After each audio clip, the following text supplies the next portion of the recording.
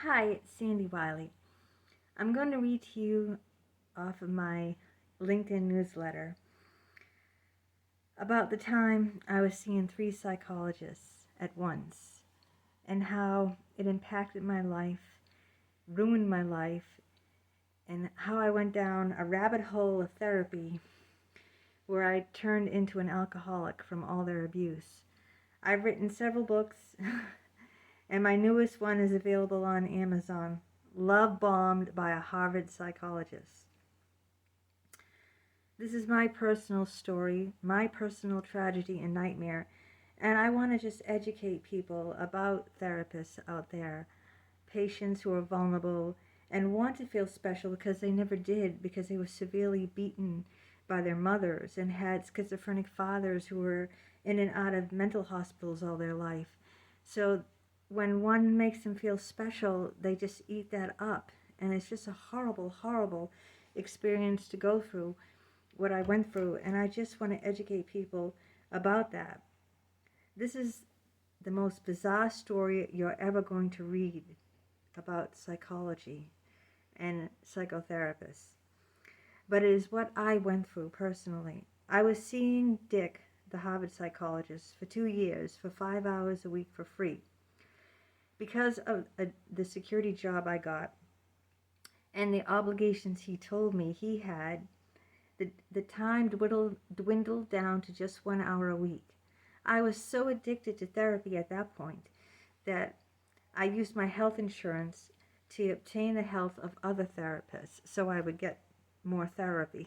I never heard originally of doing therapy for 5 hours a week. I always thought, people who needed that much therapy were like in a day program or hospitalized or suicidal or a threat to society or some grave thing, which I was none of those.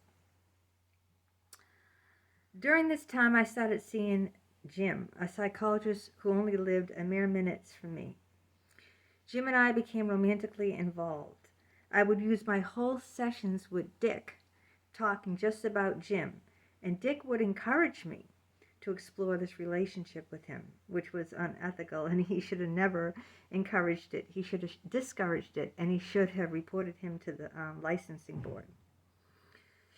It's all in my new book, Love Bombed by a Harvard Shrink. Psychologist, that is.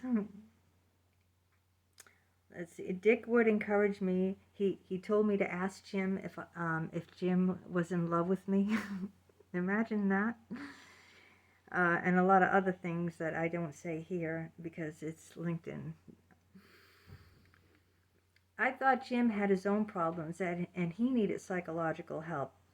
As it turned out, I was using my therapy when I was with Jim, discussing all of his personal problems.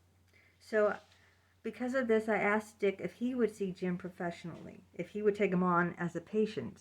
My psychologist, Jim, that now that I'm romantically involved with, if Dick, my other psychologist, would take him, my second psychologist, on because he was so messed up and using my therapy time talking about his problems and I'm the patient. That should never ever happen, that role reversal there. We started doing couples therapy as well with Dick. Now, here I am, I'm married, and I live at home with my sons and my husband, and start dating my psychologist. And then my other psychologist is seeing both of us for couples therapy.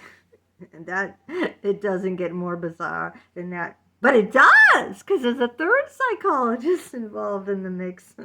I said, only me.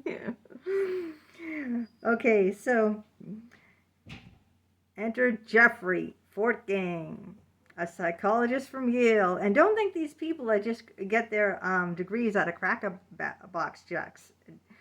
Cracker Box, yeah. Cracker Jack boxes. There, I finally said it right. No, these are like some Harvard, Yale, some big names. Duquesne University, that's the one I was having the affair with. Since I felt abandoned therapeutically by both Dick and Jim, I started seeing Jeff for therapy. I also used up all my time with Jeffrey in therapy talking about Jim. just like I do with Dick. So much so that Jeffrey wanted to see Jim. So now, get this, I started doing couples therapy, not only with Jim, and me and Jim were seeing Dick for couples therapy, my first psychologist. Now Jeffrey was also seeing me and Jim for couples therapy. I mean, if you can't follow it, I have the link to the article. I mean, because if I didn't live the nightmare, I would be like, my head would be spinning and I'd be going, what? What's this person talking about? She's got to be making this up, right? But truth is stranger than fiction. And I swear to God, I am not making this up. I mean, I took Jim to the board. I got a lawsuit. I got and not but that doesn't solve your problems, right? I'm still drinking very, very heavy every day because of this, because I was exploited. That's the word. I was exploited by 3 psychologists: Dick, Jim, and Jeffrey. Only one of them I was having sex with, but the other 2 exploited me just as well by supporting the unethical relationship, by doing couples therapy with us both. And Jim was physically abusive as well as sexually abusive to me. He got physically violent. If you read my books, Love Outside the Boundaries, you will read how violent he got. And they were supporting him, one from Harvard and one from Yale, supporting this relationship, seeing us for couples therapy while he's abusing me. An unethical psychologist. And I'm still married. I mean, it did some horrendous things to my family. They suffered, I can't go into detail because of HIPAA, and they forbid me to talk about their personal struggles or what happened with them. But I can tell you what happened with me because it's me here, and I became a severe, to this day, alcoholic, and I will never, ever again ever go to therapy. I am done with therapists. I haven't been to therapy in 15 months now, and I'm never going back. It has ruined my life. Yeah, it's like going to the doctor, right? You have a broken leg. Okay, so you go to the doctor and say, can you fix my leg, doctor, right? And instead of saying, oh, sorry, I can't fix your leg, maybe you should see someone else who might be able to fix your leg. No, no, no, no, they break your other leg. So now you have 2 broken legs and you can't walk. That's what happened to me going to all these therapists.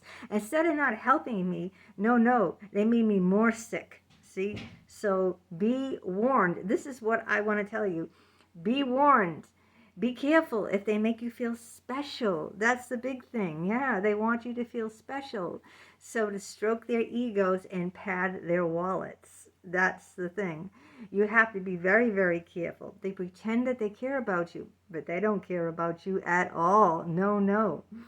They're out for themselves. They are omnipotent. They think they're God. They have big egos. They're narcissistic. I can go on and on, but I left the links to my books below. So, oops, there goes the light. My computer was darkening. So that you will be able to read for yourself and see just what I went through and to be warned. Take care.